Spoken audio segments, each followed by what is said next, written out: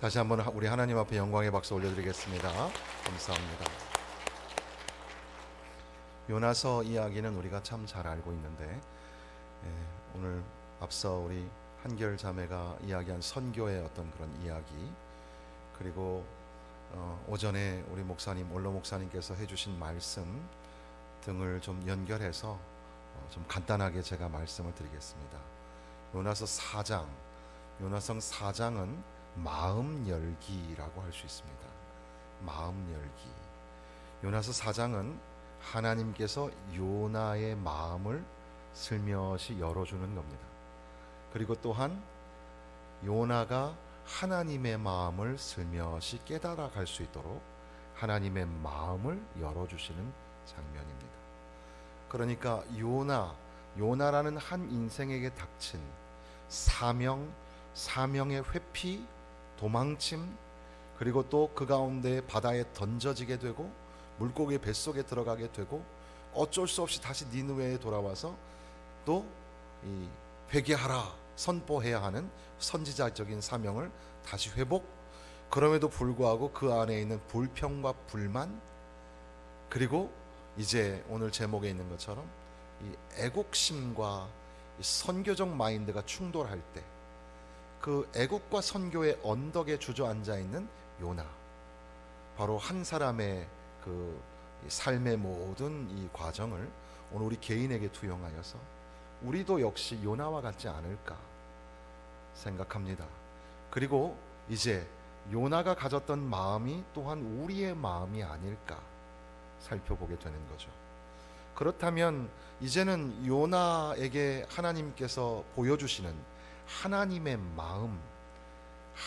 마음이 어떤 것인가라는 것을 요나가 깨달아 가고 있는, 어떻게 보면 4장 마지막이 뭔가 결론이 없는 것 같은, 이제 이 독자들이 읽고 나서 더 큰 생각을 품을 수 있도록 그렇게 열려져 있는 개방적인 결론인데, 이것처럼 우리도 요나가 되어서 하나님의 마음을 읽고 하나님의 뜻이 무엇인가를 발견하는, 내 마음 알아주시는 주님, 그리고 주님의 마음을 좀 깨달아 아는 우리, 그런 관점에서 요나서를 읽어야 하는 것입니다.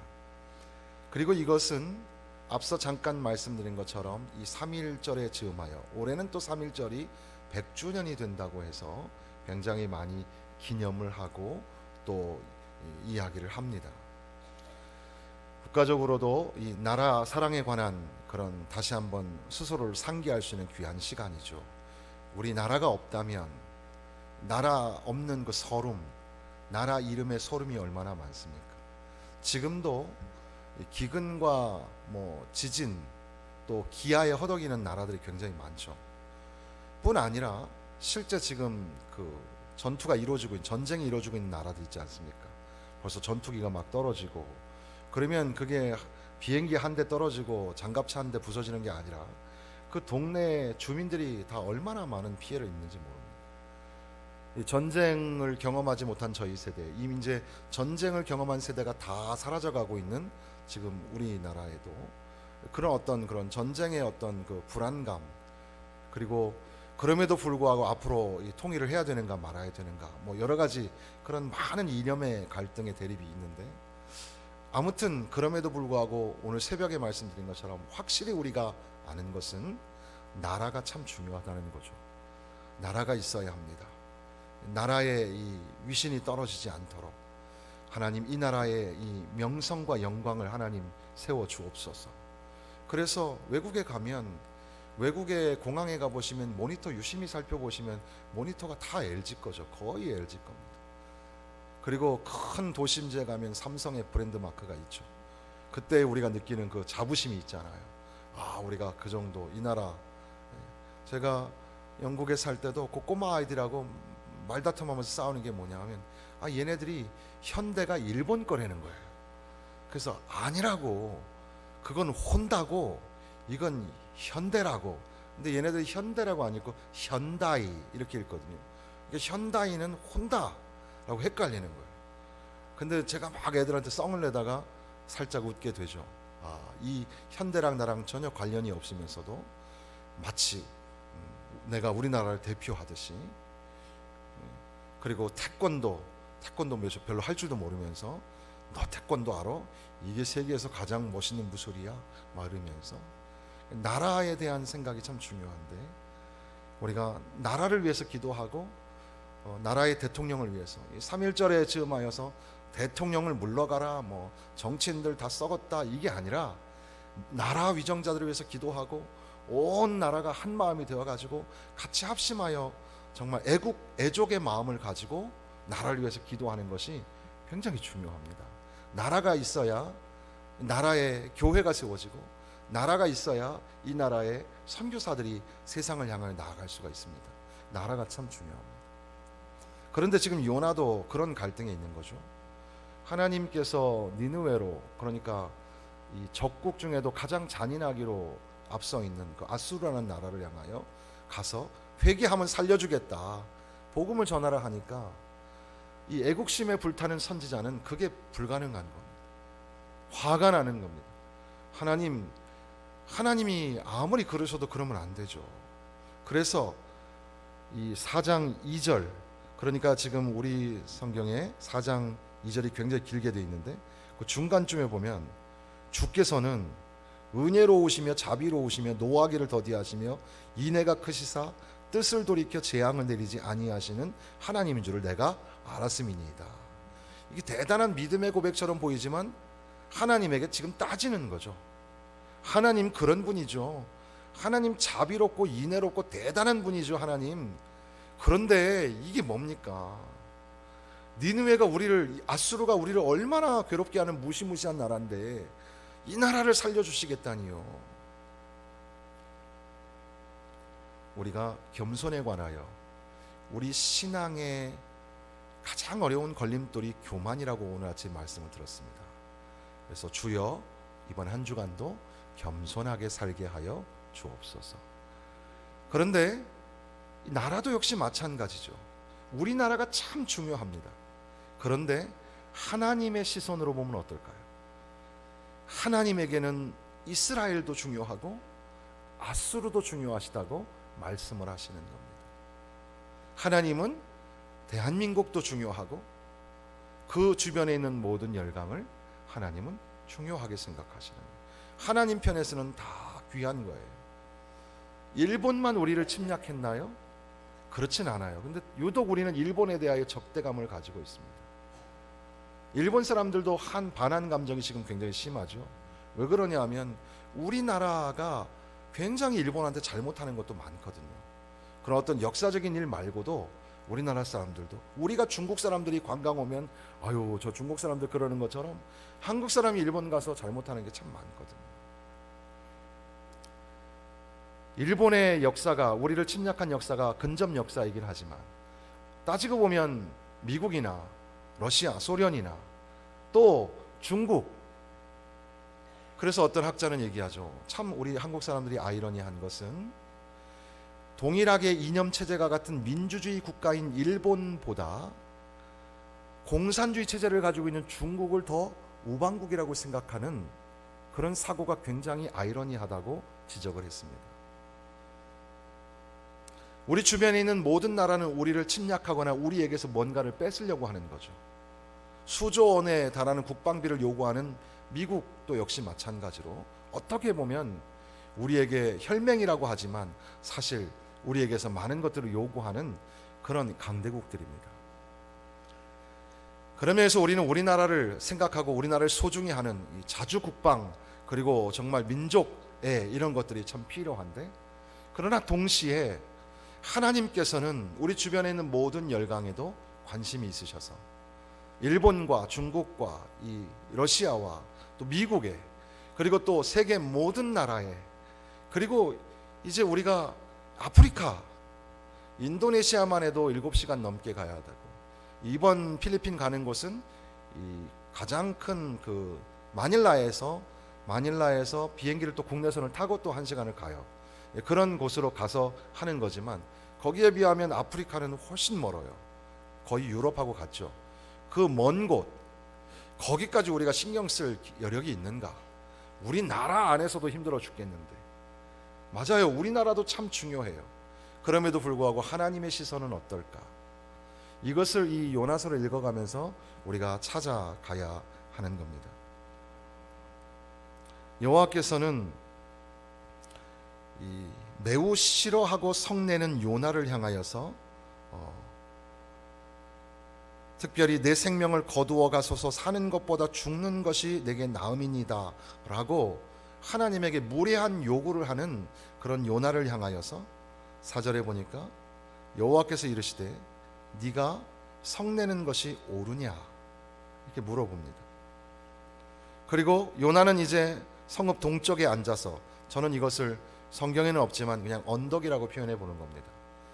애국과 선교라는 그 불편한 그 긴장선상에서 동쪽에 앉아서 어떻게 되나, 그래서 자기를 위하여 초막을 짓고 그 성읍에 무슨 일이 일어나는 것을 보려고 그늘 아래 앉았더라.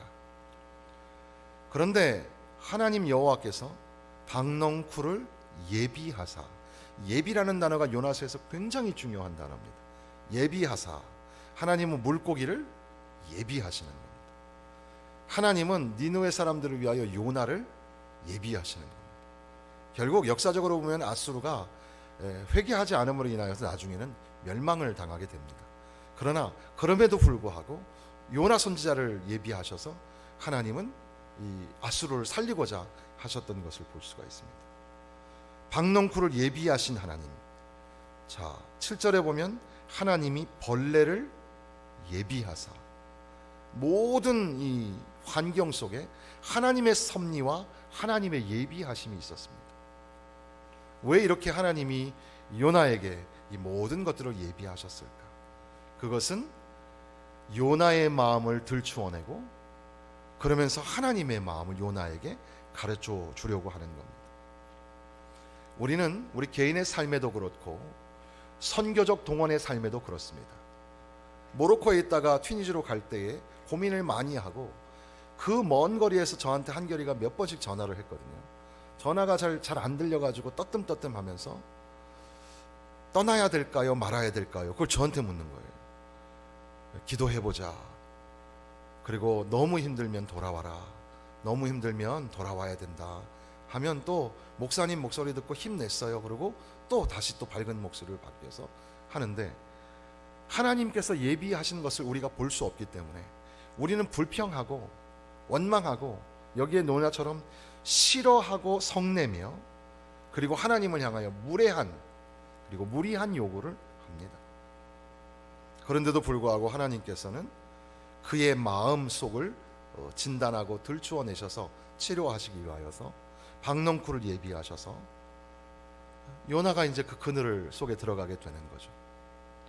참 일본 선교 우리가 2년 동안 갔는데 재작년에는 정승호 장로님이, 또 작년에는 박동진 장로님이 또 이렇게 이끌어 가지고 갔다 오셨는데, 그 부채를 예쁘게 만들어 가지고 부채를 전달해 주니까 8월 달에 오사카가 얼마나 덥습니까? 그런데 불구하고 이 부채 한 장이 그늘이 되고 참 귀하죠. 올해도 부채 하나 만들어 가면 좋겠습니다. 그런데 박넝쿨을 딱 해주니까 얼마나 좋아요. 그늘이 지니까. 근데 하나님께서 벌레를 예비하셔서 박넝쿨을 다 갉아먹게 합니다. 그늘이 사라지고 거기다가 뜨거운 동풍이 막 불어대니까 이제 요나가 그 인간의 본성이 막 드러나는 겁니다. 그래서 혼미하여 스스로 죽기를 구하여 이르되 사는 것보다 죽는 것이 내게 나으니이다. 하나님께서 요나에게 그러는 거죠. 너가 성내는 게 옳으니? 다시 묻습니다. 박넝쿨을 인하여서 네가 성내는 것이 옳으냐? 요나가 정신을 못 차리고 대답하여 이르되 내가 성내어 죽기까지 할지라도 옳으니이다. 그러니까 이 작은 자기 환경에 닥친 이 작은 문제도 해결을 못해서 성을 내는 게 인간의 본질이죠.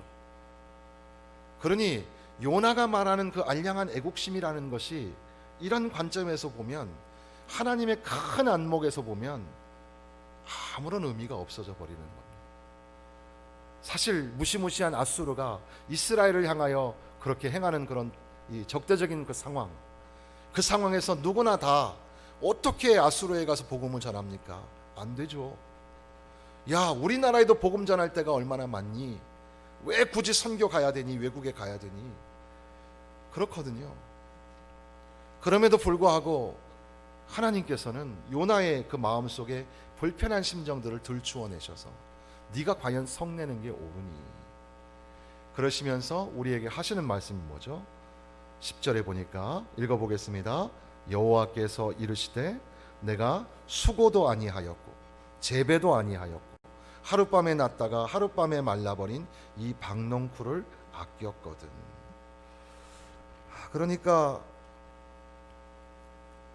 내가 만든 것도 아닌데 박농쿨이 있어서 좋았다가 사라지니까 그것 때문에 성을 내고 죽겠다고 하고, 그런 요나의 모습. 우리가 선교에 동원되고 우리가 전도자의 삶을 살아야 된다고 말할 때 여기에 우리 안에 있는 그 불편한 심정들이 있지 않을까. 크리스토퍼 라이트라는 그 사람이 말한 것처럼 교회의 존재는 어떻게 보면 선교를 위해서 존재한다. 그래서 교회는, 그 말씀을 제가 읽으면서 제 나름대로 목회의 어떤 방향을 가질 때, 교회는 모이면 인바운드 안에서는 예배가 생명을 걸어야 된다. 그래서 예배가 살아나고 하나님을 영화롭게 하고 영광의 예배, 은혜의 예배, 능력의 예배가 회복되어지는 그런 교회가 되어야 되겠다. 그런데 교회 문턱을 나가기만 하면, 그러면 선교하는 교회가 되어야 한다. 전도하는 교회가 되어야 합니다. 우리 남전도의 연합회, 여전도의 연합회 회장님들하고 아까 모여서 잠깐 얘기를 했는데, 울 교회 안에 있는 이제 올해 있는 행사들이 있습니다. 그런 교회 안에서 하는 행사나 주변에 이제 전도하는 행사들, 그 모든 일들을 통해서 우리 안에는 한없이 그런 하나님의 은혜에 기뻐하는 잔치가 되고, 주변의 사람들에게는 반드시 이 전도의 선한 영향력이 되어야 될 줄로 믿습니다. 바로 그런 하나님의 안목으로 이 교회가 존재하는 이유는 선교에 동원하여 그 모든 나라의 그 모든 처소에 예배가 회복되고, 그래서 새벽부터 그 알라를 향하여 찬양하는 노래를 부르고 기도문을 부르는 그 소리를 여러분, 우리 작년에 인도네시아 가서도 계속 듣거든요. 그 소리를 들으면 아주 영적으로 그 날카로워져요. 여러분 가보세요. 그런 소리에 대적하여 기도하고 찬양하는 그런 사람들이 있다는 것이 얼마나 귀한지 모릅니다. 그러므로 교회는 그저 우리 안에서, 우리나라 안에서, 이 작은 공동체 안에서 해야 할 일이 참 많죠. 그런데 선교에 동원되고 전도에 동원하자 할 때에 우리 안에 있는 인간적인 불편함이 있습니다. 없는 사람이 없어요. 말씀을 들을 때에도, 또 선교에 대한 어떤 도전을 할 때에도 우리 안에는 요나와 같은, 요나는 선지자고 하나님의 종입니다. 그리고 애국심에 불타는 믿음의 사람입니다. 그럼에도 불구하고 성내며 짜증내는 그런 불편한 마음이 있어요. 요나가 가진 것처럼 저와 여러분이 가지고 있습니다. 그런데 참 이상한 것은, 너가 만들지도 않고 심지도 않았던 박넝쿨 때문에 성내는 게 옳으냐, 다시 물어보시면서 너 안에 있는 불편함을 들춰내시는 겁니다. 그리고 마지막 절에 같이 한번 읽어보겠습니다. 하물며 이 큰 성읍 니느웨에는 좌우를 분별하지 못하는 자가 12만여 명이요 가축도 많이 있나니 내가 어찌 아끼지 아니하겠느냐 하시니라. 좌우를 분별하지 못하는 자를 학자들은 어린아이라고 얘기를 하기도 합니다. 그러니까 이미 성인이 되어서 그 삶의 그 정착된 그 테두리 안에서 개종하기가 어려운 어른들도 있지만, 앞서 아프리카의 그 기독교 선교, 의료 선교를 통해서 태어난 아이들이 기독교적인 그 백그라운드를 갖기 시작하는 거거든요. 그래서 아프리카가 굉장히 빠른 속도로 복음이 선포되고, 사실 아프리카는 영국과 또 프랑스, 그리고 주변에 서유럽에 있었던 나라들의 지배를 받았었기 때문에 기독교 정서가 사실 있어요. 그래서 그 기독교 정서와 미신이 섞여 있는 곳인데, 그런데 지금 말씀하는 그 북아프리카는 이 아시아하고 붙어 있다 보니까 이 무슬림의 그 통치하에, 지배하에 많이 들어가 있는 곳입니다. 앞뒤를 분별하지 못하는 자가 12만 명인데, 거기에다가 가축도 많이 있는데 그것을 내가 아끼는 것이 어떻게 불합리하니? 그러면서 하나님은 요나의 마음을 읽어주시면서 하나님의 마음을 지금 요나에게 읽으라고 하시는 겁니다. 어느 날 한결이가 전화가 와가지고 한 이야기 중에는 어떤 아이에게 복음을 전했더니 그가 예수님을 영접하게 되었는데 그 아이가 하는 말이 왜 인제 왔냐고, 나 이런 이야기를 처음 들어본다고 그러더라는 거예요. 그러니까 너무 충격을 받은 거죠. 그래서 다시금 그 아이 때문에 또 그런 아이들이 있는 것에 너무 도전이 되어서 돌아올 수가 없는 거예요. 돌아가야 되는데 자기 삶이 있잖아요. 한국에 가서 뭐 공부도 해야 되고 여러 가지 할 일이 있는데도 불구하고 발길이 움직여지질 않는 거예요. 하나님의 마음은 어떤 것입니까? 하나님의 마음은 애국심을 버리라는 게 아니죠.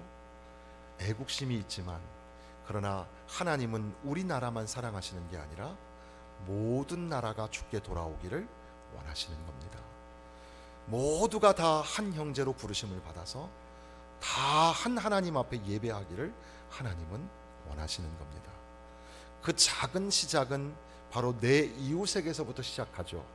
그래서 로마서에서는 이 감람나무 이야기를 하시면서 이스라엘 백성이 다 차기까지 이방인의 사역이 바울 사도에게 주어졌다는 말씀을 합니다. 그러면서 이방인의 선교는 이스라엘을 시기하게 하려는 목적이 있다는 말씀도 하시죠. 그래서 결국은 내 동족 이스라엘도 구원받고 그리고 이방인의 수도 하나님이 구원하실 것이다, 그렇게 말씀을 하시죠. 그러니까 이방인이라고 너희들이 먼저 구원받았다고 교만해서는 안 된다는 거예요. 너희 가지들도 하나님이 잘라내시면 버려지는 거라고, 겸손하게 너희의 자리를 지키라고 말씀을 합니다. 오늘 우리들도 역시 마찬가지죠. 100년 전, 200년 전에 우리에게 복음이 선포되지 않았다면 우리는 이렇게 교회에서 예배를 드리는 것이 불가능했을 것입니다. 그럼에도 불구하고 눈물로써 또 목숨으로써 그렇게 희생을 하였던 선교사님들 때문에 오늘 이 땅에 교회가 세워지고 예배가 드려지게 된 겁니다. 그들은 엘리트들이었고 그들은 평안한 자리에서 목회자로 사제로서 귀한 일들을 감당할 수 있는 분들이었는데 배에서 내리자마자 순교해야만 했던 선교사들을 언어가 되지 않고 환경이 낯설어서 풍토병에 의하여 도착하자마자 죽어버렸던 그런 사람들, 그래서 우리도 이 서울에 그 순교자의 묘비가 있는 것처럼 그런 사람들의 희생으로 말미암아 교회가 세워졌죠. 그들에게 있어서 자기 나라만큼이나 영국이나 미국 자기 본토만큼이나 한국을 사랑하고 한국을 귀하게 여겨서 이 땅에 오지 않았습니까? 하나님의 마음이 그런 겁니다. 요나의 마음을 드러내셔서 너가 성내고 불편해하는 것을 내가 모르는 게 아니다. 그러나 이 땅에 박농풀하고는 비교할 수 없는 이 땅에 좌우를 분별하지 못하는 자가 12만여 명이고 가축도 이렇게 많이 있는데 내가 이들을 아끼는 것이 너가 성을 낼 일이냐? 그게 안 되는 일이냐? 그렇게 하나님께서 요나에게 말씀하시는 겁니다. 바라기는 요나가 하나님의 음성을 듣고 이 성격이 보니까 좀 센서티브한 사람 같아요, 요나가. 그럼에도 불구하고 시간이 경과하면서 하나님의 말씀을 깨닫고 위대한 선교의 사명을 감당하지 않았을까, 그렇게 생각합니다. 저와 여러분을 향하여서도 하나님께서는 우리의 마음을 들추시고 그리고 또 이제 하나님의 마음을 전달해 주시기를 원하십니다. 우리도 선교하려면 불편한 것이 많죠. 시간도 없어요. 소도 사야 되고 장가도 가야 돼요. 논과 밭에 나가서 할 일이 많아 죄송해요. 그럼에도 불구하고 주께서는 우리를 도전하시는 겁니다. 이제는 세상이 좋아져서 세계 모든 나라 여러분들이 관광을 갈 수가 있습니다. 비행기 타고 돈만 있으면 뭐 어디든 갈 수 있습니다. 그런데 선교는 그런 게 아닙니다. 선교는 외국에 관광 가는 게 아닙니다. 가서 보시면 그 아이들의 손을 만지고 그 반짝반짝 별처럼 빛나는 그 눈빛들을 보고 오시면 다시는 선교를 추상적으로 기도하지 않습니다. 구체적으로 살아있는 기도를 하게 됩니다. 그 일에 우리 모두가 동참해야 되고 그것은 몇몇 선교사님들에게 맡길 일이 아니라 모든 하나님의 백성은 선교사가 되어서 이제 이 시대의 요나가 되어서 아수르를 향하여 저 먼 나라를 향하여 나아가기를, 하나님은 그렇게 우리를 사용하시기를 원하신다는 하나님의 마음을 읽으시기를 주님의 이름으로